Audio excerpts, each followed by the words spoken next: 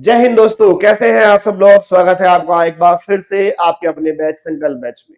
जैसे कि आप जानते हैं, SSB guide defence academy Ambala Arpit Chaudhary की सबसे बेहतरीन एकेडमी, जो इंडिया के हर साल दोनों एग्जाम में, इंडिया के एक साल के अंदर होने वाले दोनों एग्जाम में हजारों बच्चों को रिटर्न क्वालिफाई करके देता है आपको, वो बैच संकल्प बैच। उस बैच में आपका आज से फिर से स्वागत है। आज इंग्लिश की पहली क्लास होने वाली है। मैं ऋषभ देशवाल आपको इंग्लिश पढ़ाऊंगा। हमने क्या किया है बेटा, इस बैच को बहुत अच्छे से इस बार मॉडिफाई किया है। इस बैच में हम जो कराने वाले हैं, चाहे वो मैथमेटिक्स हो, चाहे वो जीएस हो, साइंस हो या इंग्लिश हो, मैं हूं या धीरज सर हैं, हम इस बार आपकी जो एग्जाम्पल्स लेंगे, आपकी जो डीपीपी देंगे, आपको जो असाइनमेंट देंगे, वो पीवाईक्यूज होंगे। मतलब आप ये मान लीजिए कि इस बैच में आपको प्रैक्टिस करने को मिलेगी, थ्योरी पढ़ने को मिलेगी, सारे पीवाईक्यूज मिलेंगे, कंप्लीट सॉल्यूशन मिलेगा उनका, और बाद में कुछ मॉक टेस्ट भी मिलेंगे। तो एक बार मैं फिर से स्वागत करता हूं संकल्प बैच में, एसएसबी गाइड डिफेंस एकेडमी के आपके अपने संकल्प बैच में। और थोड़ा सा हमने एसएसबी को एक्सपेंड किया है, एसएसबी की फुल फॉर्म बनाई है आपके हिसाब से, दैट इज शेरदिल, संकल्पित, बलिदानी, है ना। अब ये वर्ड्स तीनों आप ही के लिए हैं, आप ही शेरदिल हैं और आप ही संकल्प में रहने वाले अर्पित सर के स्टूडेंट हैं, मतलब संकल्पित है और आप ही बलिदानी है। आपको मेहनत करनी है, हमें मेहनत करनी है, हम दोनों मेहनत करेंगे और हम जल्दी पहुंचेंगे उन्हें खड़ा फासला। तो ध्यान रखिएगा, ये वो बैच है जिसमें डिसिप्लिन है, ये वो बैच है जिसमें मेहनत है, ये वो बैच है जिसमें संकल्प लिए गए हैं, ये वो बैच है जिसमें आप लोगों ने संकल्प लिए हैं, ये वो बैच है जिसमें अर्पित सर ने, हमने संकल्प लिया है कि इसमें इस बार कोर्स भी पूरा होगा और साथ में पीवाईक्यूज भी इसी कोर्स के अंदर होंगे। मतलब complete theory, complete practice, complete assignment, DPPs and PYQ सब आपको इसी बैच में मिलने वाला है। तो शुरुआत करेंगे आज इंग्लिश की। मैं ऋषभ देशवाल। सबसे पहले टॉपिक जो है वो हम लेने वाले हैं आज आर्टिकल टॉपिक। तो सबसे पहले बताइए, आपका काम है, आपको बताना है व्हाट इज आर्टिकल। आर्टिकल की प्रॉपर डेफिनेशन क्या है, आपको एक्चुअली में आर्टिकल की डेफिनेशन बतानी है। हाँ बेटा, ये मत कहना कि आर्टिकल, हाँ देखो कमेंट आने लगे, करने लगे बच्चे कि आर्टिकल क्या होते हैं। आप कह रहे हैं कि आर्टिकल ए एन और दा होते हैं। बेटा बहुत अच्छी बात है, आपको पता है इतना, लेकिन मैंने आपसे क्या पूछा है, मैंने आपसे पूछा है आर्टिकल की डेफिनेशन क्या है। तो आप मुझे आर्टिकल की डेफिनेशन बताइए, है क्या डेफिनेशन आर्टिकल की। ए एन दा तो उसके टाइप्स है, उसके काइंड है, उसके पार्ट है। मैं तो आपसे आर्टिकल की डेफिनेशन पूछ रहा हूं। क्या आप किसी बुक में आपने आज से पहले आर्टिकल की डेफिनेशन पढ़ी है? आप सोचिए, आप खोजिए डेफिनेशन ऑफ आर्टिकल्स। आपको ये पढ़ाया गया होगा, आपको ये समझाया गया होगा कि there are 3 articles, a an और द। मैं कौन कौन से आर्टिकल वर्ड होते हैं ये नहीं पूछ रहा हूं, मैं आपसे पूछ रहा हूं कि what is the proper definition of article, कि आर्टिकल की प्रॉपर डेफिनेशन क्या है। जल्दी बताइए, कमेंट कीजिए। हाँ देखो कमेंट आ रहे हैं भाई, मैं वापस फिर से वही कह रहा हूँ, मेरे बच्चे, मेरे लाल, मेरे पीले, आर्टिकल की डेफिनेशन पूछिए। आर्टिकल ए एन द होते हैं ये नहीं पूछा है। चलो कोई नहीं, डेफिनेशन हम बनानी सीखेंगे। मैं एक्चुअली में आपको कोई भी रूल नहीं पढ़ाने वाला हूं, मैं एक्चुअली में आपको कोई भी एक्सेप्शन नहीं पढ़ाने वाला हूं। यहाँ लॉजिक होंगे, यहाँ कंसेप्ट होंगे और यहाँ वो क्वेश्चन होंगे जो डिट्टो आपको एग्जाम में मिलने वाले हैं। अब देखिएगा, इस बार मैंने हेल्थ मंथ में जो क्लास ली थी, सेकंड वाली मेरी मैथन क्लास, ग्रामर वाली, उस एक क्लास से 10 के 10 क्वेश्चन जो गया के आपके एग्जाम में आए हैं वो उसी क्लास से हैं। तो विश्वास रखिएगा, जो पढ़ाया जाएगा, जो कराया जाएगा, वो कंसेप्चुअली विद कॉन्टेक्स्ट, है ना, एरर निकालते हुए, कॉन्टेक्स्ट इंप्रूवमेंट करते हुए, कॉन्टेक्स्ट वर्ड का आंसर निकालते हुए, वर्ड मीनिंग करते हुए, कब करते हुए, उस तरीके से ही हम सीखेंगे, ताकि एग्जाम में मान लीजिए कुछ नया क्वेश्चन आ भी जाए तो आप आराम से उसका सही आंसर दे के आ सके। ठीक है भाई, तो एक बार आप ट्राई कीजिएगा, थोड़ा वीडियो पॉज करके भी आप ट्राई कर सकते हैं कि हम यहाँ इंटेलिजेंट, ऑनेस्ट, पुअर, अम्ब्रेला और पेन के पहले कौन सा आर्टिकल लगाएंगे। एक बार आप ट्राई करो बेटा, बेसिक से ही पढ़ाया जाएगा। ये फर्स्ट चैप्टर है, चैप्टर इजी है, आपको समझ में आ जाएगा, उसके बाद हम बेसिक से ही पढ़ेंगे। ठीक है, हाँ एक बार ये डेमो टाइप चैप्टर भी हो जाएगा ना आप लोगों के लिए, कि आपने संकल्प में एनरोल किया है अपने आप को, तो हम किस तरीके से पढ़ाएंगे, एक बार हम वो देखने वाले हैं ना आज। उसके बाद फिर क्या करेंगे, हम बेसिक से ही पढ़ेंगे, टेंशन ना लीजिए, बिल्कुल शुरुआत से करेंगे, बिल्कुल जीरो से करेंगे और आपको हीरो बनाएंगे। ठीक है, तो आज फिलहाल ये फोकस कीजिए, जो मैं पढ़ा रहा हूँ वो समझने की कोशिश कीजिएगा। आप देखिएगा कि संकल्प टीचर यानी मैं आपको किस तरीके से पढ़ाता हूँ या मेरा तरीका पढ़ाने का क्या है, मैं किस तरीके से आपको चीजें इंग्लिश जो है वो सिखाऊंगा। ठीक है, चलिए। चैप्टर मैंने बेटा आर्टिकल इसलिए लिया स्टार्टिंग में क्योंकि आप लोगों ने आर्टिकल सबने पढ़ा हुआ होता है, सबने, इसीलिए मैंने स्टार्टिंग में आर्टिकल ले लिया ताकि आप ये देख सकें कि आपने जिस तरीके से आज तक पढ़ा है वो करेक्ट वे ऑफ लर्निंग था या जो मैं आज सिखा रहा हूं आपको वो करेक्ट वे ऑफ लर्निंग है। जो आपने पढ़ा है क्या उससे आप आंसर निकाल पा रहे हैं, मैं जो पढ़ाऊंगा क्या आप उससे आराम से इजीली किसी क्वेश्चन का आंसर निकाल देंगे। आपको फर्क अगले 5 मिनट में जो है दिखाई दे जाएगा। हाँ देखो आंसर आने लगे। आप कह रहे हो इंटेलिजेंट है बेटा ए, बेटा ए तो ऐसे भी नहीं आएगा, है ना आएगा। चलो ऑनेस्ट में क्या आएगा भाई, ऑनेस्ट मैन आएगा, चलो बहुत बढ़िया। पुअर में क्या आएगा, ए आएगा, कुछ बच्चे ए बोल रहे हैं कुछ दा बोल रहे हैं, ठीक है। अम्ब्रेला में एन, पेन में ए, चलो भाई बहुत बढ़िया। देखो सुनो ध्यान से, अगर आप यहाँ पे एन लगा रहे हो या ए लगा रहे हो, आपके बच्चों के आंसर यहाँ ए भी है और एन भी है, तो भाई आपके यहाँ पे एक्चुअली दोनों ही आंसर गलत है। यहाँ ना ए आएगा ना यहाँ एन आएगा, यहाँ कोई भी आर्टिकल नहीं आएगा, यहाँ कोई भी आर्टिकल नहीं आएगा। अब नेक्स्ट चलते हैं ऑनेस्ट। ऑनेस्ट में सब बच्चों ने एन लगाया है, बहुत अच्छी बात है एन लगाया है, लेकिन कहानी ये है कि यहाँ एन भी नहीं आएगा और ए या दा भी नहीं आएगा, मतलब यहाँ पे भी कोई आर्टिकल नहीं आने वाला है। पुअर के पहले बच्चे लगा रहे हैं ए या दा, चलो बेटा बहुत बढ़िया। एन वाला कोई है नहीं, ए या दा वाले हैं, तो कहानी ये है कि यहाँ पे ना ए आएगा ना दा आएगा, यहाँ भी कोई आर्टिकल नहीं आएगा। इन तीनों वर्ड के पहले कोई आर्टिकल आना ही नहीं था। अब आपसे गलती क्यों हुई, आपसे गलती इसलिए हुई क्योंकि सॉरी, आपसे गलती इसलिए हुई क्योंकि आपको पता है कि आर्टिकल 3 होते हैं ए अंदर, कहाँ लगाने होते हैं ये भी पता है, लेकिन कब लगाने होते हैं क्या होता है आर्टिकल आपको ये नहीं पता है, इसलिए आप फंस गए। अगर आप अम्ब्रेला के पहले एल लगा रहे हो तो आपका आंसर सही है, आप यहाँ पे ए लगा रहे हो तो भी आपका आंसर सही है। अब 2 लास्ट में मैंने आर्टिकल लगाया है, स्टार्टिंग में 3 मैंने आर्टिकल नहीं लगाया है, ऐसा क्यों हुआ है इसको समझने के लिए मैं आपको 2 एग्जांपल दूंगा। ठीक है, आप एग्जांपल को देखिएगा एक बार ध्यान से। अगर मैं एग्जांपल नंबर ए और एग्जांपल नंबर बी की बात करूं तो दोनों एग्जांपल लगभग बिल्कुल सेम है, बस सेकंड वाले में एक एक्स्ट्रा वर्ड है स्टूडेंट। तो आप मुझे बताएंगे क्या फर्स्ट एग्जांपल सही है। मैंने आपसे कहा ही इज ऑनेस्ट, मैंने आपसे कहा राम इज इंटेलिजेंट, मैंने आपसे कहा रमन इज इंटेलिजेंट, मैंने आपसे कहा सीता इज वाइज। तो यहाँ इंटेलिजेंट अगर वर्ड है तो क्या यहाँ इसके पहले आपको ए या एन लगाने की जरूरत है, बताइए। क्या यहाँ पे आप लगाओगे ए या एन, या बिना ए एन के आर्टिकल के ये सेंटेंस सही है, सोचिए। भाई सही है ना, आपने कहा Raman is intelligent, the sentence is correct, बिल्कुल सही है। आपको जरूरत ही नहीं है लगाने की एडजेक्टिव, तो अगर सॉरी आर्टिकल लगाने की, तो अगर आपको यहाँ आर्टिकल लगाने की जरूरत नहीं है तो आपने पिछले वाले स्लाइड पे इंटेलिजेंट के पहले ए एन क्यों लगाया। सोचिए, रमन इज इंटेलिजेंट स्टूडेंट, जैसे ही मैंने स्टूडेंट वर्ड ले लिया, मतलब जैसे ही मैंने ले लिया कि ये नाउन है, तो यहां पे अब आर्टिकल आएगा, यहां पे अब आप एन लगाएंगे तो आपका आंसर बिल्कुल करेक्ट है। मतलब कहने का ये है कि आप ध्यान से देखिए, इंटेलिजेंट जो वर्ड है that is adjective, not a noun, that is adjective. ये जो वर्ड था इंटेलिजेंट ये एडजेक्टिव था, मतलब आपके पास अगर सिर्फ एडजेक्टिव है, आपके पास अगर सिर्फ एडजेक्टिव है तो आप आर्टिकल नहीं लगाएंगे। आर्टिकल लगाने के लिए आपके पास एक नाउन होना चाहिए। हाँ मजा आ गया ना, यही तो इसकी डेफिनेशन है बेटा, इसी बात के तो पैसे हैं, यही चीज इसकी डेफिनेशन है कि आर्टिकल लगाने के लिए आपके पास एटलीस्ट कम से कम पहले एक नाउन होनी चाहिए।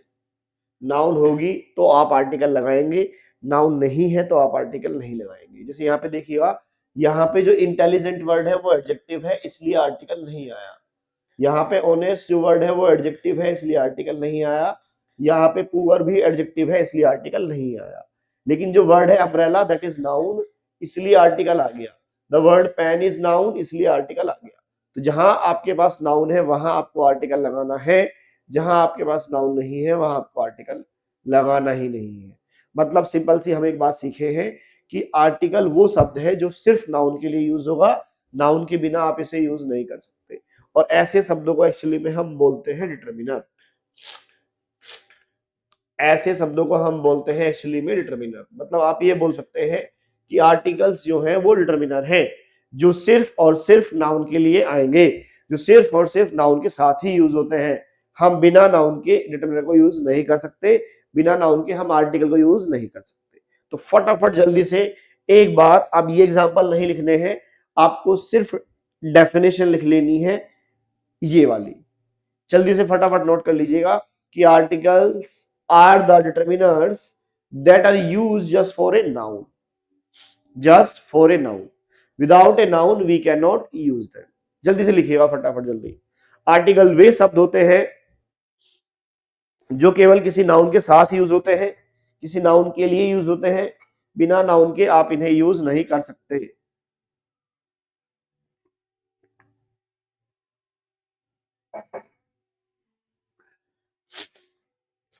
साथ में नाउन होगी तो आर्टिकल आएगा, नाउन नहीं होगी तो आर्टिकल नहीं आएगा। ठीक है, नोट हो गया भाई? बेटा हिंदी मीडियम में पढ़ा तो रहा हूं यार। अब बच्चे भाई मेरे लाल मेरे पीले, आपको इंग्लिश भी हिंदी में पढ़नी है ना? अब बताओ इंग्लिश हिंदी में कैसे पॉसिबल है, सोचिए आप। फिर भी मैं कोशिश करूंगा, पढ़ाऊंगा बाइलिंगुअली, है ना? तो वे शब्द जो किसी भी नाउन के लिए ही यूज होते हैं, बिना नाउन के आप उन्हें यूज नहीं कर सकते, वे डिटर्मिनर्स होते हैं और आर्टिकल जो है उसी का एक पार्ट है। मतलब अगर मैंने आपसे पूछा होता इंटेलिजेंट स्टूडेंट, तब आप यहाँ एन लगाते तो आपका आंसर बिल्कुल करेक्ट था। मैंने आपसे पूछा होता ऑनेस्ट मैन, मतलब साथ में मैं मैन नाउन ले रहा होता, तो आपका आर्टिकल यहाँ पे एन बिल्कुल सही था। बेटा कब कौन सा लगाएंगे मैं सिखाऊंगा आपको, भी रुक जाओ। अभी फिलहाल ये सीखो कि आर्टिकल कब आना है और कब नहीं आना है। नाउन है तो आना है, नाउन नहीं है तो नहीं आना है। यहाँ पर्सन नाउन है तो आप यहाँ लगा दीजिए ए, यहाँ अम्ब्रेला नाउन है आप यहाँ लगा दीजिए एन, यहाँ पे कार नाउन है यहाँ पे लगा दिए ए। ये है कहानी। ठीक है भाई, तो नाउन के बिना आप इन्हें यूज मत करना, ये हमने सीखा है। जल्दी फटाफट आपने इसकी डेफिनेशन भी नोट कर ली है। अब हम आते हैं इस चीज के ऊपर जो हमने सीखा है अगले पिछले 5 मिनट में। बेटा संकल्प से पढ़ाई ऐसी होती है। मैं आपको भाई देखो, नोट आपको सिर्फ वो करना है जो मैं कहूंगा आपसे। अब तक सिर्फ आपको डेफिनेशन नोट करनी थी, आपने एग्जांपल्स नोट कर लिए वो भी अच्छी बात है, लेकिन डेफिनेशन नोट करनी चाहिए थी आपको पहले, देन एग्जांपल्स। बेटा मैं आपको जो एग्जांपल कराने वाला हूं ना संकल्प बैच में, आप ये मान लीजिए उसमें जो एग्जांपल्स होंगे या जो डीपीपी या असाइनमेंट्स होंगे उसमें सब मैं आपको पीवाईक्यू इंक्लूड करके दूंगा। मतलब यहाँ पढ़ाई के साथ साथ जो थ्योरी हम पढ़ेंगे, प्रैक्टिस जो हम करेंगे, उसके साथ साथ आपके सारे पीवाईक्यू चलते रहेंगे। पहले हम आर्टिकल पढ़े, उसके असाइनमेंट करेंगे, उसके पीवाईक्यू करेंगे, उसका टेस्ट देंगे, फिर हम नेक्स्ट चैप्टर पे जाएंगे। इस तरीके से पढ़ने वाले हैं। ठीक, तो हमने जो सीखा, हमने सीखा आर्टिकल लगाने के लिए कम से कम आपके पास एक नाउन होनी जरूरी है। बिना इस नाउन के आप कोई भी आर्टिकल नहीं लगा सकते। अब कौन सा आर्टिकल लगाना है वो अब हम सीखेंगे। तो भाई पता क्या है कहानी? कहानी ये है कि कौन सा आर्टिकल लगाना है ऐसा कोई रूल होता ही नहीं है एक्चुअली में। बस आपको इस नाउन से पूछना होता है बताइए आपके क्या हालचाल है। आपको इस नाउन से पूछना होता है कौन सा आर्टिकल लगाना है। तो आप इस नाउन से सबसे पहले एक बात पूछेंगे कि ये नाउन जो आपको दी गई है ये डेफिनेट दी गई है या इनडेफिनेट दी गई है। सबसे पहले आपको यही पूछना है कि जो आपको डेफिनेट नाउन दी गई है या इनडेफिनेट नाउन दी गई है, ये आपको पूछ लेना है इससे, डेफिनेट या इनडेफिनेट नाउन। क्लियर है भाई? सबसे पहले अब आप कहेंगे सर जी क्या होता है डेफिनेट, क्या होता है इनडेफिनेट? तो सुनिए ध्यान से, क्या होता है डेफिनेट, है ना भाई? सुनो पहले इसी की बात कर लेते हैं फिर आगे बढ़ेंगे। मैंने आपसे कहा मेरे पास एक कार है, तो आप सेंटेंस सुनने वाले हैं और मैं बोलने वाला हूं। मैं लिखा sentence I have a car या आई हैव द कार, वो बात की बात है। तो मैं सेंटेंस लिखने वाला हूं और आप पढ़ने वाले हैं। तो आप मतलब पढ़ने वाले या सुनने वाले अगर उस नाउन के बारे में जानते होंगे जिस नाउन का जिक्र सेंटेंस में किया गया है, उसके बारे में आप भी जानते होंगे, तो वो डेफिनेट है। और आपके मन में उसके लिए कोई सवाल आएगा तो वो इनडेफिनेट है। या इसको आप इस तरह समझ लीजिए कि मान लीजिए ये बहुत सारे नाउन है, ठीक है भाई? ये मान लीजिए बहुत सारे नाउन है, इस बहुत सारे नाउन में मैंने एक सर्कल में बहुत सारे नाउन लिए हैं, ये वाले ये मान लीजिए क्लास है, इसमें स्टूडेंट्स हैं ये वाले बहुत सारे, और मैंने कहा है भाई जाओ आप एक स्टूडेंट को बुला के लेके आओ, तो आपके पास चॉइस है, आप किसी को बुला के लेके आ जाओगे। जब आपके पास चॉइस होगी कि हाँ किसी को भी, बहुत सारों में कोई एक, तो वो होगा इंडेफिनिट, वो होगा इंडेफिनिट, बहुत सारों में से एक।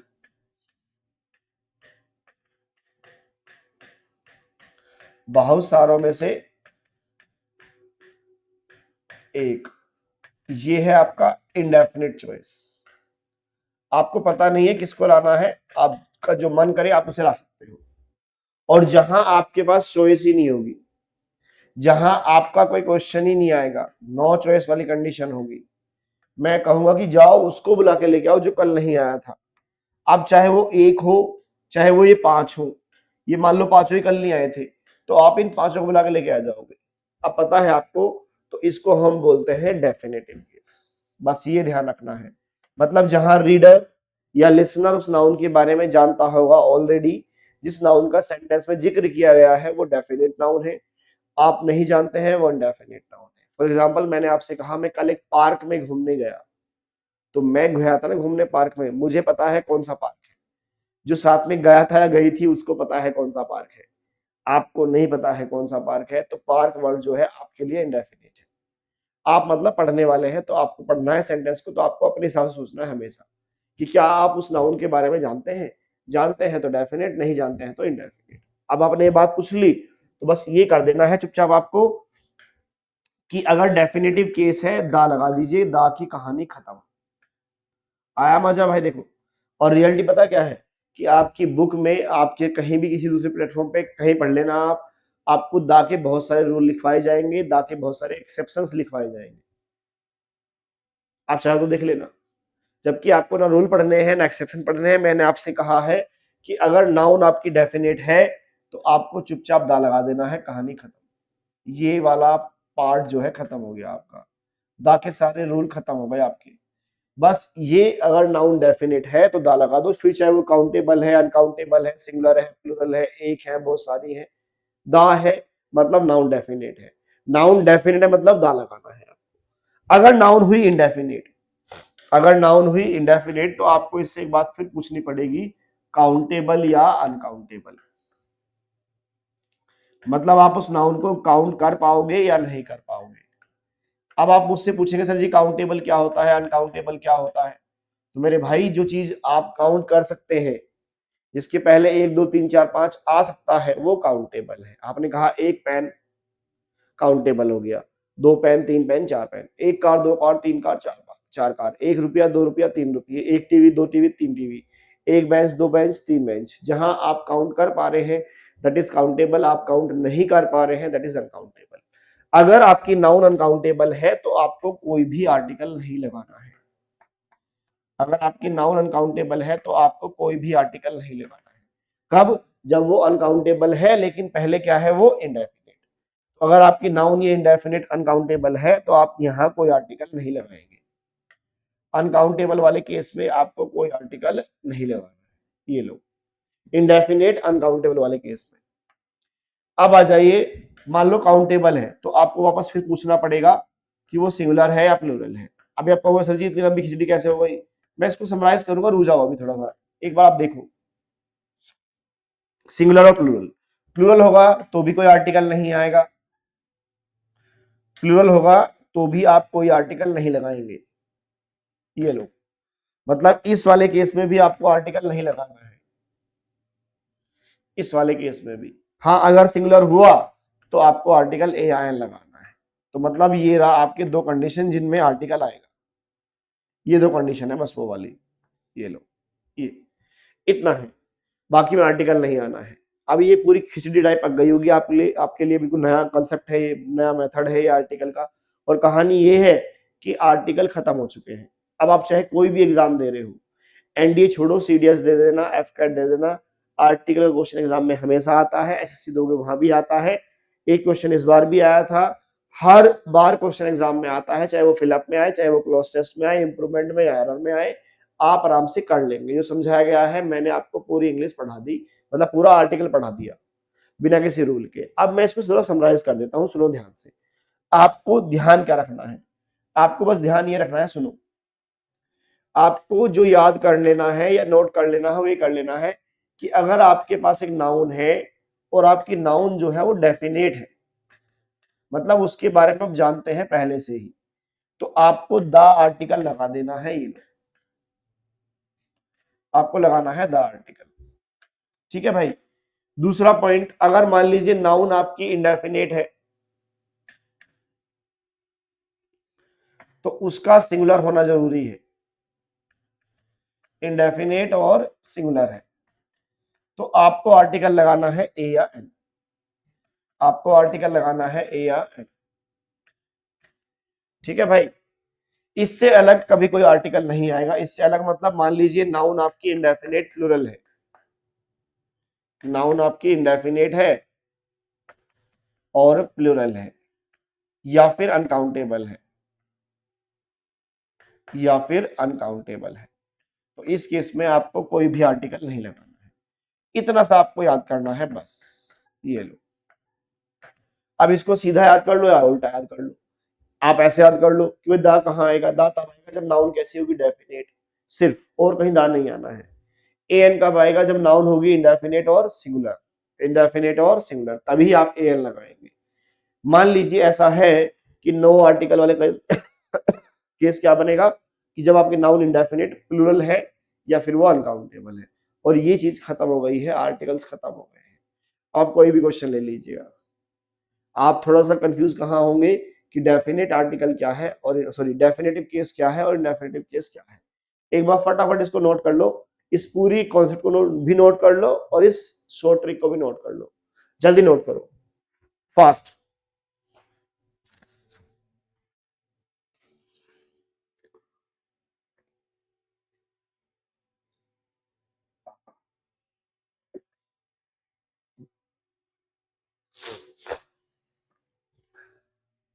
आप वीडियो पॉज करके भी नोट कर सकते हैं टाइम बचाने के लिए।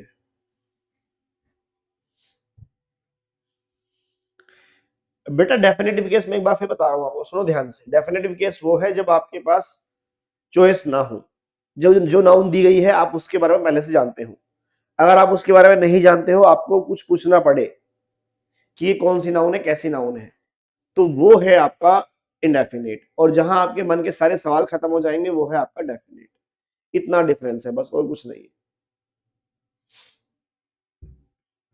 डेफिनेटिव होने की कुछ कंडीशंस ये भी होती हैं कि या तो वो नॉन टू ऑल हो, मतलब आप भी उसे अच्छे से जानते हो, तब नाउन होता है डेफिनेटिव। या फिर वो यूनिवर्सल हो, पूरे इस ब्रह्मांड में, पूरे इस यूनिवर्स में एक ही हो, या उसकी डेफिनेशन आपको दे दी गई हो कि मेरे पास वही पेन है जो आपने दिया था, या उसके ऊपर प्रेशर डाला गया हो। ये चार कंडीशन है, इनमें से कोई भी एक होगी तो नाउन जो है आपकी डेफिनेट होगी। नाउन जो है वो कैसी होगी आपकी, डेफिनेट। चाहो तो इसको नोट कर लो कि known to all, universal, definition is given, या फिर स्पेशलाइज किया गया हो, उसके ऊपर प्रेशर डाला गया हो, तभी उस केस में वो नाउन जो है आपकी होती है डेफिनेट। ठीक है भाई। हाँ, वीडियो पॉज करके आप आराम से आंसर या ये चीज नोट कर सकते हैं। बाकी आपको पीडीएफ भी मिलेगी, है ना। आप संकल्प बैच में अपने जाएंगे, सुनो ध्यान से, कौन सी चीज कहाँ मिलेगी बताता हूं मैं आपको। आपने संकल्प बैच एनरोल कर लिया है, नहीं किया है तो कब करोगे भाई, किसका इंतजार कर रहे हो बताओ। ये संकल्प बैच नहीं है, ये संकल्पित बैच है। इसमें अर्पित सर का बैच है संकल्प बैच, तो इसको बोल दिया संकल्पित, इसका नाम भी संकल्पित कर दिया हमने आज से, मैंने कर दिया। चलो, इसमें फंक्शन होंगे, एक तो लाइव क्लास रिकॉर्डिंग का, लाइव क्लास चलेगी उसमें, यहाँ आपको सारी मिलेंगी। फिर दूसरा जो फोल्डर होगा वो होगा आपका क्लास पीडीएफ का, क्लास पीडीएफ का। तो ये जो क्लास की एनोटेटेड पीडीएफ होंगी वो सारी वहां आपको मिलेंगी। फिर एक फोल्डर होगा आपका डीपीपी और असाइनमेंट का,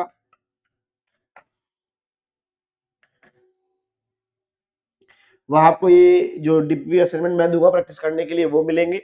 और फोर्थ जो होगा आपका वो होगा टेस्ट का, चैप्टर वाइज टेस्ट का। मतलब हमने आर्टिकल पढ़ा, फिर उसकी क्लास पीडीएफ मिली, फिर डीपीपी आप असाइनमेंट मिले, असाइनमेंट जो है इसी में आपके पीवाईक्यूज हो जाएंगे साथ में ही, और उसके बाद आपको टेस्ट भी देना है आर्टिकल का, फिर हम आगे बढ़ेंगे। इस तरीके से हम इंग्लिश सिखाने वाले हैं, गारंटी यू कि आपके 50 आउट ऑफ 50 क्वेश्चन आपके संकल्पित बैच से बनेंगे। आप चाहे देख लीजिएगा, ये गारंटी, पिछली बार भी बने, इस बार भी बनेंगे। तो नोट हो गया भाई। अब वापस आते हैं, मैंने क्या सीखा है एक बार फिर देख लेते हैं। नाउन डेफिनेट है तो आपको दा लगाना है, नाउन इनडेफिनेट और सिंगुलर है तो आपको ए या एन लगाना है। अब पहले समझते हैं कि ए कब आता है, एन कब आता है, फिर एग्जाम्पल ही करेंगे लास्ट में। पहले समझते हैं कि ए कब आएगा, एन कब आएगा। ठीक है भाई, आपको पता भी होगा शायद, जैसे तो ए कब आता है, एन कब आता है, बच्चे को पढ़ाया भी जाता है नर्सरी क्लास वगैरह में, ए कब लगाना है, एन कब लगाना है। क्या कि हमें पढ़ाया जाता है कि ए, ई, आई, ओ और यू देख लेना है, अगर ये किसी के पहले है तो एल लगाओ, बाकी ये लगाओ। इसी बहुत सारे एक्सेप्शंस भी हैं, आपको पता हो तो एक्चुअली में एक्सेप्शन वाली थ्योरी तो याद करनी नहीं है हमें, कि हम पहले रूल याद करें फिर उसके एक्सेप्शन याद करें, ऐसा होता ही नहीं है। कुछ नहीं करना भाई, आपको सिर्फ उस वर्ड की साउंड देख लेनी है। आपको उस वर्ड की साउंड देखनी है कि उस वर्ड की साउंड कैसी है, वोवल या कॉन्सोनेंट। उस वर्ड का जो प्रोनाउंसिएशन है, उस वर्ड का जो उच्चारण है हिंदी में, उस वर्ड का आपको हिंदी प्रोनाउंसिएशन देखना है कि आपने उसे हिंदी में क्या प्रोनाउंस किया है, हिंदी में आपने उस वर्ड को क्या उच्चारण किया है ना। अगर उसका उच्चारण जो है हिंदी वाला वोवल है, हिंदी वाला क्या है, साउंड जो है वोवल वाली आ रही है हिंदी वाली, तो आप एन लगाओगे, और इंग्लिश वाली आ रही है तो आप ए लगाओगे। अब जिन बच्चों को हिंदी का वोवल, हिंदी का कॉन्सोनेंट नहीं पता है तो मैं यहाँ पे लिख देता हूँ भाई, देखो हिंदी के जो वोवल है वो ये वाले हैं, ए, आ, दोनों ई है, दोनों ऊ है, फिर दोनों ही ए है, फिर दोनों ही ओ है, दोनों ही अंगा आहा है,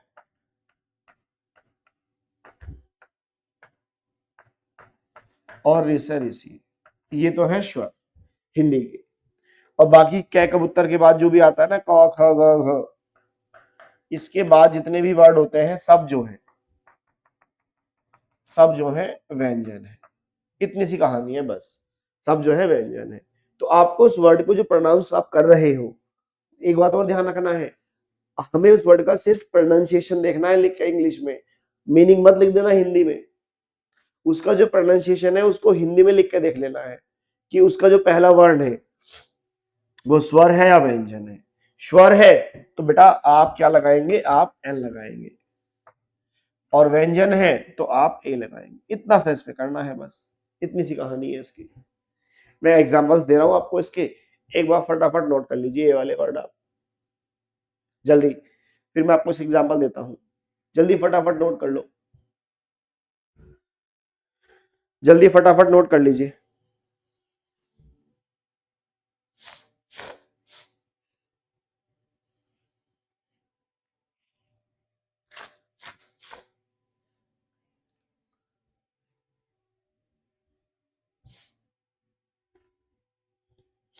हो गया, चलो अब देखो ये वर्ड है, सो हाँ समझ में आ रहा ना बेटा, बहुत बढ़िया, शाबाश।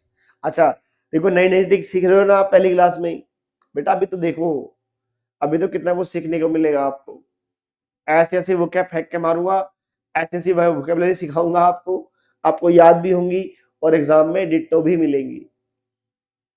और इस बार जिम्मा जो है एंड सेंटर को भी मेरा ही है, मैं ही पढ़ाऊंगा। हालांकि पिछली बार पढ़ाए थे धीरज सर ने, और उनके पढ़ाए हुए बहुत सारे वर्ड एग्जाम में आपको देखने को मिले थे, इस बार मैं भी पढ़ाऊंगा, देखना आप लोग। Car, umbrella, union, university, hour, house, eve, heave, elephant and European. आपको इस वर्ड को जो बोला है आपने प्रोनाउंस किया है वो लिख के देख लेना है। ये है आपका कार, ये है आपका अम्ब्रेला। अब एक बच्चे ने क्या किया पता, अम्ब्रेला को छाता लिख दिया। छाता नहीं लिखना है, गोचुराम नहीं बनना है आपको, मैंने कहा था सिर्फ प्रोनाउंसिएशन। अब आप ध्यान से देखोगे तो यहाँ जो पहला वर्ण है हिंदी का वो क है, क क्या होता है व्यंजन, तो ए आ जाएगा भाई। यहाँ स्वर है तो आपको यहाँ एन आ जाएगा। ऐसे आपको करना होता है बस, कर लोगे ना। ये सब वर्ड का आपको एक्चुअली में देखना है प्रोनाउंसिएशन। जैसे इसको हम बोलेंगे यूनियन, इसको हम बोलेंगे यूनिवर्सिटी, इसको हम बोलेंगे आर, ये हाउस, ये होता है यीव, ये ईव, ये एलिफेंट, और ये यूरोपियन, यूरोपियन। तो बस फर्स्ट देख लो, फर्स्ट फर्स्ट यहाँ पे यह है तो ए आ गया, फर्स्ट यहाँ पे भी यह है, यहाँ भी ए आ गया, यहाँ आह, यहाँ एन आ गया, यहाँ है, यहाँ ए आ गया, यहाँ यह है, यहाँ ए आ गया, यहाँ ई है, यहाँ एन आ गया, यहाँ ए से डी है, यहाँ एन आ गया, यहाँ ये है, यहाँ ए आ गया। इतना करना है बस। हिंदी का स्वर या व्यंजन देखना है। आप इंग्लिश में देखोगे फंस हो गए आप देखो इंग्लिश में यहाँ पे भी यू है, यहाँ पे भी यू है, यहाँ एन आ रहा है, यहाँ ए आ रहा है, यहाँ पे भी एच है, यहाँ पे भी एच है, वहाँ एन आ रहा है, यहाँ पे ए आ रहा है, यहाँ पे भी ई है, यहाँ पे भी है, यहाँ ए आ रहा है, यहाँ एन आ रहा है। समझ रहे हो? यही तो है इंग्लिश का जादू। तो आज के बाद आप हिंदी के स्वर और व्यंजन देखेंगे, उस वर्ड को प्रोनाउंस करके, उस वर्ड का प्रोनाउंसिएशन करके। ठीक है, अब इसको एक बार फिर से वापस समराइज कर लेते हैं, फिर से रिकॉल कर लेते हैं। अब हमारे आर्टिकल्स एक्चुअली खत्म हो गए हैं। अब करना क्या है, आपको कैसे आंसर निकालना है मैं समझाता हूं। आपको जो नाउन दी गई है, आपको उस नाउन से मतलब है। ध्यान रखिएगा, सुनिएगा ध्यान से, कमेंट कर दीजिएगा बंद। अब सिर्फ ध्यान से सुनो। आपको जो नाउन दी गई है, नाउन पहचानना मैं सिखाऊंगा आपको, पार्ट ऑफ स्पीच में सिखाऊंगा अभी कुछ दिन बाद। ठीक है ना? फिलहाल ये है कि नाउन पहचानना आपको आता है, उस हिसाब से हम बात कर रहे हैं। तो जो नाउन आपको दी गई है ना, आपको उस नाउन को देखना है। अगर वो नाउन डेफिनेट है तो दा लगा दो, फिर कुछ देखना ही नहीं, सिंगुलर या प्लूरल, अनकाउंटेबल या काउंटेबल, कुछ नहीं, चुपचाप दा लगा देना है बस। हाँ, अगर वो नाउन इंडेफिनिट है तो आपको देखना है कि वो सिंगुलर है या प्लूरल है। सिंगुलर में एन आएगा, प्लूरल में कोई आर्टिकल नहीं आएगा। मान लो वो अनकाउंटेबल है तो भी कोई आर्टिकल नहीं आएगा। सारा खेल जो है ये है कि आप ये पहचान पाएं कि वो डेफिनेट या इनडेफिनेट। मैं एक बार फिर कह रहा हूं, जहां आप नाउन को पढ़ते ही समझ जाओ किस नाउन की बात हो रही है, वो डेफिनेट है। जहां आप नहीं समझ पाए वो इनडेफिनेट है। इतना सच में है बस। चलिए एग्जाम्पल करते हैं शुरू। जल्दी फटाफट करो, बताओ इसका आंसर क्या है। आप देखो, मैं दो एग्जाम्पल लेके समझा भी रहा हूं कि करना क्या है। आपको पहचान लेना है भाई ये नाउन है, बोलो है या नहीं है। हाँ सर नाउन तो है। अब बताओ जो है डेफिनेट है या इनडेफिनेट है। मैंने कहा मेरे पास एक पेन है, तो भाई मुझे पता है कौन सा पेन है, क्या आपको पता है कौन सा पेन है? आपके लिए तो वो इंडेफिनिट है ना, आप तो नहीं जानते ना उसको, तो बेटा ये हो गया इंडेफिनिट। अब बताओ पेन वर्ड सिंगुलर है या नहीं है? हाँ सर सिंगुलर भी है। तो जहां नाउन इंडेफिनेट सिंगुलर हो वहां तो ए एन आता है। अब पेन में पै की साउंड आ रही है तो ए लगा दो, ये लो। ऐसे करना है। पेन यहाँ भी नाउन है और यहाँ भी इंडेफिनिट पेन है, लेकिन जो वर्ड है वो प्लूरल है और प्लूरल में कोई आर्टिकल नहीं आना है। अभी भी आप पेन्स के बारे में नहीं जानते हैं, लेकिन चूंकि प्लूरल है तो आर्टिकल आपको नहीं लगाना है कोई भी। नेक्स्ट, उसने कहा I have this pen that he give me. मेरे पास पेन तो है, कौन सा पेन है? जो उसने मुझे दिया था। तो आपको यहाँ इस पेन की डेफिनेशन दी गई है, इस पेन के बारे में डिफाइन किया गया है। तो यहाँ जो आपकी नाउन है वो डिफाइन है। यहाँ जो आपकी नाउन है वो कैसी है बेटा? डिफाइन है। और जहां नाउन डिफाइन है वहां क्या लगाएंगे आप? वहां दा लगाएंगे। अब ये तीन एग्जांपल से आप समझ गए होंगे कि आपको रूल याद करने ही नहीं है। क्यों नहीं करने हैं? देखो ध्यान से, यहाँ भी पेन है, आर्टिकल ए आ रहा है, यहाँ भी पेन है, कोई आर्टिकल नहीं आ रहा है, यहाँ भी पेन है, आर्टिकल दा आ रहा है। और किताबों में आपको याद करवाया जाता है, और जगह और टीचर से आपको याद करवाया जाता है कि ये वाले ये वर्ड याद कर लो, इनके पहले ये आर्टिकल आएगा, ये वाले वर्ड याद कर लो, इनके पहले ये आर्टिकल नहीं आएगा, या एन आएगा या दा आएगा। ऐसे नहीं याद करना कभी भी। सेंटेंस पढ़ने के बाद ही आपको समझ में आएगा वो नाउन डेफिनेट या इनडेफिनेट। आपको ए लगाना है, एन लगाना है या दा लगाना है, वो आपको सेंटेंस पढ़ के ही समझ में आएगा। क्लियर है? चलो इस पे आओ। आई हैव डेस रामायण। अब देखो रामायण यहाँ नाउन है, बोलो हाँ है ना भाई नाउन। और ये नाउन कैसी है? ये नाउन डिफाइन है, सब जानते हैं इस नाउन के बारे में। और डिफाइन है भाई, क्या लगा दोगे आप? दा लगा दोगे, ये लो दा, कहानी खत्म, ये आ गया दा। समझे? बस इतना सही तो है आर्टिकल, और इतनी सी है आपकी ग्रामर, इतना सही है आपका इंग्लिश सिलेबस, इतना सही। और आपको इस तरीके से ऐसे ऐसे खतरनाक खतरनाक कंसेप्ट आपको आपके संकल्प बैच में सीखने को मिलेंगे। ठीक है भाई, चलिए बताइए। His father is dash MP. ये क्वेश्चन सीडीएस के 24 के फर्स्ट एग्जाम में, सेकंड में लगातार है। इसका जवाब दो, देखता हूं कौन सही देता है, जल्दी।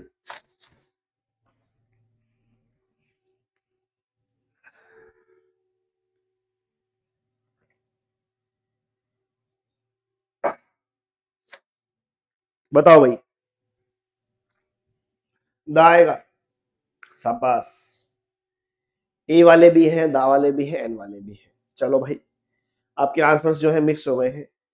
आप मुझे बताओ पहले, एमपी जो है नाउन है या नहीं है? हाँ सर, नाउन तो है। तो पहला स्टेप तो हमने फॉलो कर लिया, नाउन तो है। अब बताओ जरा, ये डेफिनेट है या इनडेफिनेट है? क्या आपको पता है ये कहाँ के एमपी हैं? किस स्टेट से, किस सीट से हैं? बताओ। लगभग 800-900 एमपी होते हैं इंडिया के अंदर। आपको पता है कौन से एमपी कहाँ के एमपी? नहीं पता बेटा। नाउन जो है ये इंडेफिनेट है। और पापा एक ही एमपी होंगे, दो एमपी तो होंगे नहीं, सिंगुलर भी है। तो ए या एन आना है, दा तो आना नहीं है। दा कब आता है? जब नाउन डिफाइन होती है। ठीक है भाई। अब ए या एन को के लिए मुझे इस वर्ड को लिख के देखना पड़ेगा। लिख के देखो आप इसको ऐसे, एम और पी। अब जैसे ही मैंने इस वर्ड को ऐसे लिखा तो आप ध्यान से देखो, पहला जो वर्ण है वो क्या है? ए से ए डी। और ये हिंदी का स्वर है, मतलब कि आपको यहाँ पे एन लगाना पड़ेगा। ये लो, सिंपल। बेटा मैंने जो सिखाया है, ट्रिक जो समझाई है, बता दी है ना, उससे बाहर तो जाना ही नहीं है। क्लास में मजा आ रहा है? मजा आ रहा है ना क्लास में? बेटा ऐसा मजा तो मैं चाहता हूँ इस दुनिया का, इस ब्रह्मांड का, इस पूरे भारत का हर एक बच्चा ले इंग्लिश में। Next, his father is member of parliament.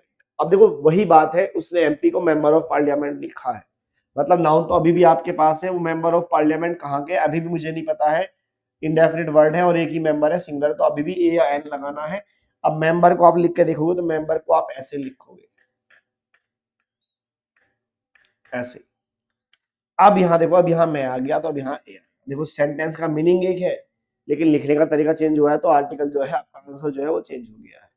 यही है असली इंग्लिश, और इसी को बोलते हैं लर्निंग। अब इससे अलग आपको एक्सेप्शंस याद करने ही नहीं है। अगर आप नाउन को पहचान पा रहे हो, नाउन डिफाइन है, सिंगुलर है, प्लूरल है, कोई बेटर नहीं करता है, बस डिफाइन है तो दा लगा दो। इंडेफिनेट में आपको सिंगुलर प्लूरल देखने पड़ेंगे। चलिए और एग्जांपल देखते हैं कुछ और। There was dash man and dash man was blind. अब सिर्फ पहले हमें ना सेंटेंस इतना पढ़ेंगे, सिर्फ इतना, कि भाई आदमी है। आदमी कौन सा है बताओ? पता है आपको कौन सा आदमी है? मैन नाउन तो है, बोलो हाँ है ना? हाँ सर नाउन है। और नाउन जो है इंडेफिनिट है, हमें नहीं पता किस मैन की बात हो रही है यहाँ। पता ही नहीं मुझे, मैंने कहा भाई एक आदमी है, कौन है पता नहीं। इंडेफिनिट और सिंगुलर वर्ड है, तो आपको ए आर लगाना है, मैन में मैं की साउंड आएगी तो ए आ जाएगा। अब जैसे ही आप आगे बढ़े, and dash man was blind. अब मुझे इस मैन के बारे में पता है कि कौन सा मैन जो है ब्लाइंड है। ये वही मैन है जिसके बारे में हम पहले बात कर रहे थे। अब डिफाइन हो गया, तो ये अब डिफाइन हो गया। डिफाइन हो गया तो चुपचाप दा लगा दो, फिर चाहे वो सिंगुलर हो, फिर चाहे वो प्लूरल हो। मतलब जैसे ही आप नाउन को रिपीट करेंगे वो डिफाइन हो जाती है। रिपीटेड नाउन हमेशा डिफाइन होती है, वहां आपको द आर्टिकल ही लगाना होता है। इस बात को चाहो तो आप नोट करके भी लिख सकते हो, यहां पे लिख लो नोट करके। Are repeated noun, are repeated noun is always defined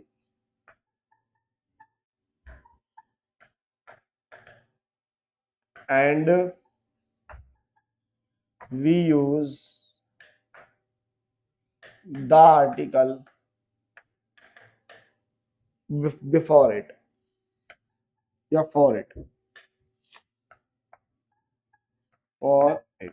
हम उसके लिए कौन सा आर्टिकल लगाएंगे? दा लगाएंगे। क्लियर है भाई? लिख लिया? नोट कर लिया? जल्दी करो, नो एग्जांपल हो भी गए, क्या बात है। करो जल्दी भाई, जल्दी लिखिए।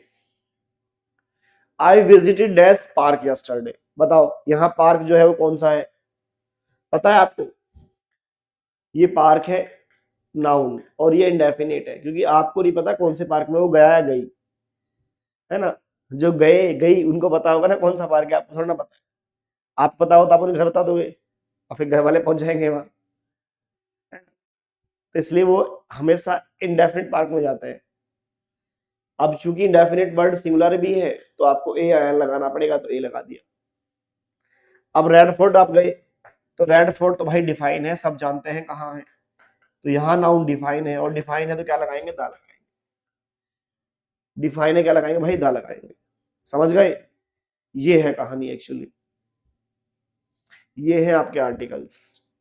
Next, Delhi dash, Delhi is dash city of India, Delhi is dash capital of India. ये बड़ा अच्छा क्वेश्चन है, one of my favourite question, one of my favourite question, और ये आया हुआ भी है, पीवाईक्यू है ये ध्यान रखना। अब पता आप क्या कहेंगे, सर सिटी ऑफ इंडिया पता तो है हमें, दिल्ली है। अब आपको एक बात ध्यान रखनी है, आप जिस नाउन को देख रहे हो आपको उस नाउन से मतलब है, बाकी नाउन से मतलब है ही नहीं। आपको इतने पार्ट से मतलब है बस। पहले क्या है छोड़ दो, क्या सिटी ऑफ इंडिया पूरे भारत में एक ही है? बहुत सारी सिटीज होती है, और उसमें से दिल्ली एक है जिसकी हम बात कर रहे हैं।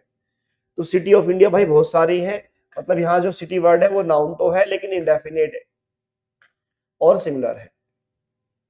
सिटी वर्ड नाउन भी है, इंडेफिनेट भी है और सिंगुलर भी है, तो ए आयन लगाना पड़ेगा आपको। अब ए लगा दीजिए, लेकिन कैपिटल ऑफ इंडिया तो एक ही है ना, और जो एक है वो डिफाइन है, और जो डिफाइन है वहां दा लगा दो।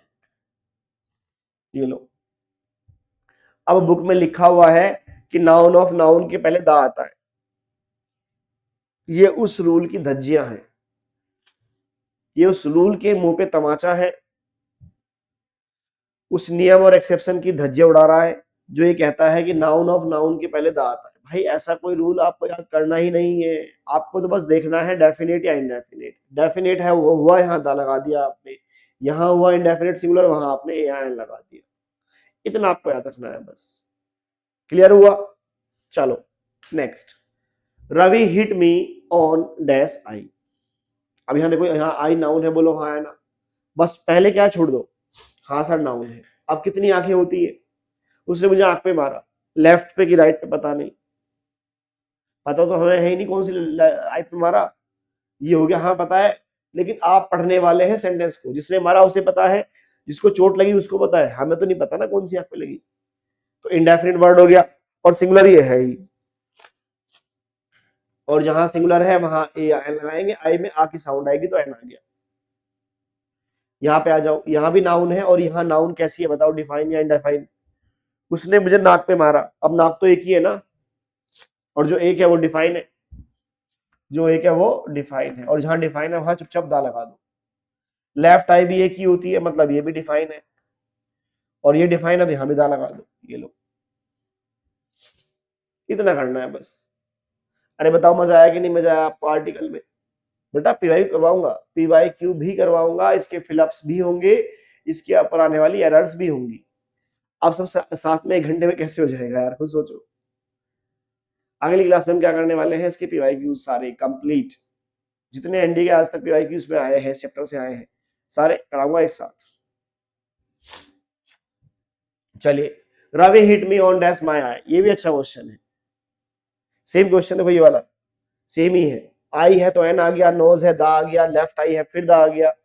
अब क्या है, अब माय आए हैं, तो माय क्या है, पजेसिव केस। आप सुनो ध्यान से, ये नाउन है, हाँ सर नाउन है। ये क्या है, ये है पजेसिव केस। पजेसिव केस क्या होते हैं, डिटरमिनर होते हैं सर, ये पढ़ाऊंगा आपको, डिटरमिनर होते हैं पजेसिव केस। आर्टिकल्स क्या होते हैं सर, आर्टिकल भी डिटरमिनर ही होते हैं। आर्टिकल भी क्या होता है, डिटरमिनर होते हैं। तो जब आपने पहले से डिटरमाइन किया हुआ है, आपने पहले से डिटरमिनर लगाया हुआ है, तो अब आपको दोबारा डिटरमिनर लगाने की जरूरत नहीं है। अब यहाँ पे कोई भी आर्टिकल नहीं आएगा, नो आर्टिकल। मतलब जब पहले से डिटरमिनर हो तो हम क्यों लगाएंगे आर्टिकल, क्योंकि आर्टिकल भी तो क्या है, डिटरमिनर ही तो है। और we never use two determiners together, हम कभी भी दो डिटरमिनर एक साथ यूज नहीं करते हैं। चाहो तो नोट कर लो, we never use two determiners together, हम कभी भी दो डिटरमिनर एक साथ यूज नहीं करते हैं, हम कभी भी दो डिटरमिनर एक साथ यूज नहीं करते हैं। क्लियर है भाई, समझ गए? चलो, Akbar was dash king of dash Mughal dynasty. आप सिर्फ इतना पढ़ो पहले, अकबर राजा है। अब देखो राजा बहुत सारे हुए हैं भाई, अब आप कहो सर जी मुगल डायनेस्टी का है, तो मुगल डायनेस्टी में बहुत सारे राजा हुए हैं, कितने हुए हैं, 37। तो यहाँ जो नाउन है आपकी, यहाँ जो नाउन है आपकी वो एक्चुअली में इंडेफिनिट है। बोलो हाँ है ना भाई, राजा अकबर है तो राजा और भी तो है, अकेला राजा तो है नहीं, ठीक है, इंडेफिनिट। अभी मत कहना सर जी हमें पता है अकबर है, भाई मैंने कहा था अकबर से कोई मतलब है ही नहीं, आपको मतलब है इस वर्ड से जिसके पहले आर्टिकल लगा रहे हो। राजा की बात हो रही है, मुगल डायनेस्टी राजा की बात हो रही है, तो मुगल डायनेस्टी राजा तो बहुत सारे हैं, 37 हुए, उनमें से कोई एक है, अकबर है उसका नाम, वो बात अलग है। वर्ड सिंगुलर भी है तो ए एन लगाओगे तो यहाँ पे ए आ गया, अकबर वॉज अ किंग। अब मुगल डायनेस्टी भाई एक ही होती है, एक ही है, एक ही थी, ये तो डिफाइन है, इसके बारे में सब जानते हैं, एक ही है, ये तो डिफाइन है, डिफाइन है, हाँ दा लगा दो। तो यहाँ सेंटेंस का आंसर बनेगा Akbar was a king of the Mughal dynasty, Akbar was a king of the Mughal dynasty. समझे भाई?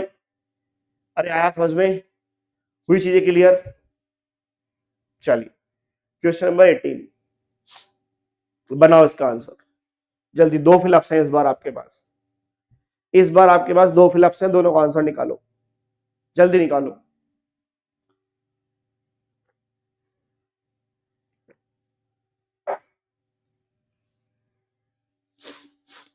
बीइंग एमए सी couldn't get dash government job. चलो पहले इसको ले लेते हैं, बाद वाले को। क्या गवर्नमेंट जॉब उसको मिली या नहीं मिली, वो एक ही है। क्या आप यहाँ कौन सी गवर्नमेंट जॉब मिली है उसको पता है? आपको पता है कौन सी है गवर्नमेंट जॉब? क्या पता उसका डिफेंस में हुआ है, रेलवे में हुआ है, एसएससी में हुआ है, कौन सी जॉब मिली इसका हमें पता ही नहीं। तो अभी भी वर्ड इंडेफिनिट सिंगुलर है, तो ए एन तो आना ही है। और गवर्नमेंट में गै की साउंड आएगी तो आप ए लगा दीजिए, इसकी कहानी खत्म। अब उसने कहा वो एक एमए है। अब देखो सुनो ध्यान से, मैंने अगर मान लो मास्टर डिग्री की हुई है, एमए किया हुआ तो मैं एमए हूँ, आपने बीए किया हुआ तो आप बीए है, आपने इंटर किया तो आप इंटरमीडिएट है। इस तरीके से जो आदमी जो डिग्री करता है वो वही बन जाता है। मैंने एमए किया तो मैं एमए हूँ, ठीक है भाई। अब चूंकि आप एमए है और एमए बहुत सारे होते हैं, अकेली वो तो एमए है नहीं कि उसने ही एमए किया होगा, हाँ पता ही नहीं कहाँ से एमए किया, किस सब्जेक्ट से किया, कैसे किया, पता ही नहीं हमें तो यहाँ जो नाउन है वो भी इंडेफिनिट ही है और सिंगुलर है, और सिंगुलर है। अब एमए की को लिख के देखो आप, कैसे लिखोगे? एम ए, ये लो। अब देखो ध्यान से, यहाँ ए आ रहा है, ए आ रहा है तो भाई लगा दो एन, तो सेंटेंस बनेगा being an MA she couldn't get a government job. समझे भाई? कहानी ये है, देखो इतना आसान सा है ये। Being an MA she couldn't get a government job. Clear हो गया? चलो आगे बढ़ो। I have dash car and car is white. अभी पीछे हमने क्वेश्चन किया था ये, पहली बार आप नाउन का जिक्र कर रहे हो, मेरे पास कार है, कौन सी कार है ये मुझे पता है, आपको नहीं पता है, इंडेफिनिट वर्ड सिंगुलर है तो आप ए लगाएंगे। ध्यान रखिएगा, अगर आपने ऐसे लिख के क्वेश्चन का आंसर निकाला तो 100% सही रहेगा। आप गलती करेंगे, आप बिना लिखे आंसर निकालने की कोशिश करेंगे, मैं कहूंगा बेटा लिख के ही आंसर निकाला करो इस तरीके से। अब जैसे ही कार रिपीट हुई, रिपीट कार जो होती है, रिपीटेड नाउन जो होती है वो कैसी होती है? डिफाइन होती है, डिफाइन होती है तो क्या लगाएंगे आप यहाँ पे? दा लगाएंगे। जैसे ही नाउन रिपीटेड होती है आपको दा लगा देना है, क्योंकि वो डिफाइन हो जाएगी। ये है देखो आर्टिकल खेल। आज का लास्ट क्वेश्चन, क्वेश्चन नंबर 20। बाकी क्वेश्चंस आपको होमवर्क में दिए जाएंगे, अगली क्लास में हम सॉल्व करेंगे। ऐसे ही होगा बेटा, ऐसे ही होगा, कंसेप्ट थ्योरी सिखाई जाएगी संकल्प बैच में आपको। यही तो है Sankalpit batch, Sankalp plus Arpit is equal to Sankalpit. ये बैच इसलिए बनाया गया है। इस बैच में क्या होगा, इस बार भयंकर इंग्लिश पढ़ाई जाएगी। भयंकर मतलब कंप्लीट, खतरनाक, वो इंग्लिश जो एग्जाम में आती है। आप कहते हैं ना यूपीएससी आपसे हर बार नए क्वेश्चन पूछ रहा है, बेटा रिकॉर्डिंग देखो मेरी हेलमेंथ में, मैंने हेलमेंथ के ओरिएंटेशन में साफ साफ बोला था कि इस बार वर्ड मीनिंग आएंगे, साफ साफ बोला था मैच द लिस्ट आएंगे, और इस बार 5 क्वेश्चन एनडीए में वही आए थे और पहली बार आए थे। तो संकल्प में मैं किस दिन आपसे पता नहीं किस दिन क्या बोल दूं, और मैं किस दिन बोल दूंगा कि ये टॉपिक आने वाला है और वो आ जाएगा, देख लेना आप चाहो। इसी बात के तो बेटा पैसे हैं, नहीं तो हम भी सबके जैसे। यहाँ हमें ये पता है कि एग्जाम में क्या आने वाला है। क्यों ऐसा क्यों है? ऐसा इसलिए है कि हमने सिलेबस पढ़ रखा है इंग्लिश का। सिलेबस कितना है? 26 टॉपिक है इंग्लिश में। आप कोई बुक खरीद लो, 12 टॉपिक है इंग्लिश के हर एक बुक में, जिसमें 11 है किसी में 12 है, भी टॉपिक 26 होते हैं। और आपको 26 के 26 रुपये पढ़ाए जाएंगे संकल्प बैच में। जब हम सारा कुछ पढ़ा ही देंगे तो उससे बाहर कुछ आना ही नहीं है। कंप्लीट इंग्लिश पढ़ने को मिलेगी आपको यहाँ पे। ठीक है भाई, बताओ सन क्या है? सर सन तो डिफाइन है, सब जानते हैं, एक ही होता है, यूनिवर्सल है। डिफाइन है तो क्या लगाएंगे सर? हम दा लगाएंगे, दा लगा दो। सर ईस्ट भी तो एक ही है, तो ये भी तो डिफाइन ही है भाई। हाँ बिल्कुल है, सही कह रहे हो आप, दा लगा दो। ये लो, खत्म कहानी। देखो इजिली। तो अब जो क्वेश्चन है बाकी यहाँ से, ये आपके होमवर्क है, ये सारे शुरू हो गए हैं यहाँ से पीवाईक्यू। यहाँ से आपके शुरू हो गए हैं पीवाईक्यू।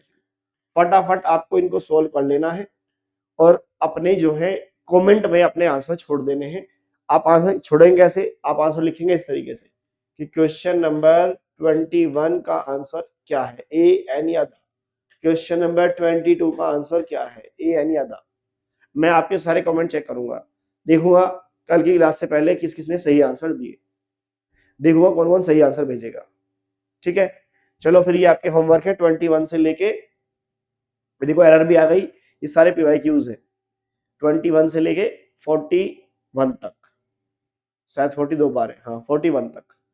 तो ये आपका होमवर्क है और ये सारे पीवाईक्यूज है, सारे क्या है? पीवाईक्यूज है।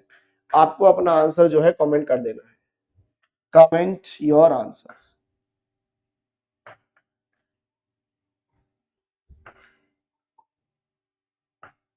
ठीक है भाई, तो अगली क्लास में हम क्या करने वाले हैं, हम ये क्वेश्चन सारे सोल्व करने वाले हैं। आपके कोई भी डाउट है वो भी सोल्व करेंगे। इसके बाद आपको डीपीपी मिलेगी, असाइनमेंट मिलेंगे और फिर आर्टिकल का टेस्ट होगा। और हर चैप्टर में आपको इस तरीके से कंसेप्चुअली पढ़ाया जाएगा, बिना किसी रूल के, बिना किसी एक्सेप्शन के। पहले सिखाया जाएगा, फिर क्वेश्चंस करवाए जाएंगे, फिर प्रैक्टिस करवाई जाएगी और फिर करवाए जाएंगे पीवाईक्यू। क्योंकि संकल्प है तो भरोसा है, और भरोसा है तो सिलेक्शन है। और संकल्प भरोसा क्यों है? क्योंकि ये संकल्प नहीं है, ये संकल्पित है। ये अर्पित सर का वो बैच है जो पिछले कई सालों से इस इंडस्ट्री में, एनडीए के फील्ड में भूचाल मचाए हुए, नाम से लोग जानते हैं संकल्प। और संकल्प बैच से सिलेक्शन भी होते हैं और रैंक भी आती है। इस बार जो 8th रैंक है वो हमारे ही संकल्पित बच्चे की है। संकल्पियंस नहीं, संकल्पित हो गया आज से इसका नाम। संकल्पियंस नहीं बोलेंगे, संकल्पित बोलेंगे आप।